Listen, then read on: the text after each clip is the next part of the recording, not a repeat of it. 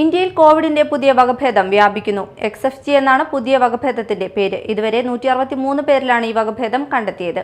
കേന്ദ്ര ആരോഗ്യ മന്ത്രാലയ കണക്കുകൾ പ്രകാരം കഴിഞ്ഞ 48 മണിക്കൂറിനുള്ളിൽ 769 പേർക്കാണ് കോവിഡ് സ്ഥിരീകരിച്ചത്.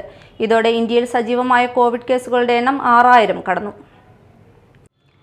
റീകോമ്പിനന്റ് XFG വകഭേദത്തിന് 4 പ്രധാന സ്പൈക്ക് മ്യൂട്ടേഷനുകൾ ഉണ്ട്.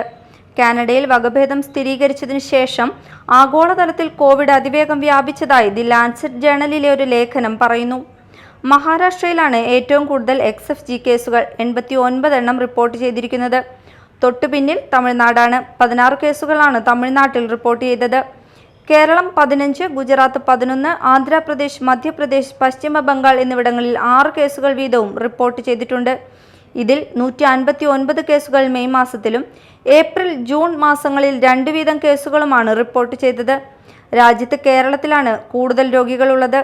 ഗുജറാത്ത്, കർണാടക, ബംഗാൾ, ഡൽഹി എന്നിവിടങ്ങളിലും പ്രതിദിന രോഗികൾ കൂടുതലാണ്. News desk, media time.